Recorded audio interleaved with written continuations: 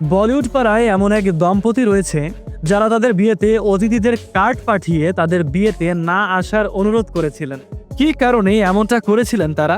বিয়েতে অতিথিদের নিমন্ত্রণ পাঠানো হয় আসার জন্য, কিন্তু অভিষেক ঐশ্বরিয়া কার্ড পাঠিয়েছিলেন তাদের বিয়েতে না আসার জন্য। এর পেছনে কী কারণ লুকিয়েছিল তা ফাঁস করলেন অভিষেক বচ্চন। এই খবরটি তখন একের পর এক সেলিব্রিটিদের মাঝে ঝড়ের গতিতে ছড়িয়ে পড়েছিল, কিন্তু তাদের পরিবার থেকে ছিল অন্য রকমের পরিকল্পনা।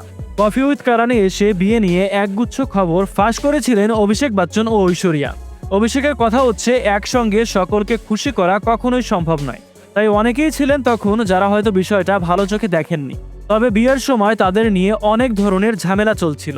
ঐশ্বরিয়ার পরিবারে তখন এক ধরনের সমস্যা চলছিল, তাই বড় করে বিয়ে দেওয়ার পরিকল্পনা তাদের ছিল না।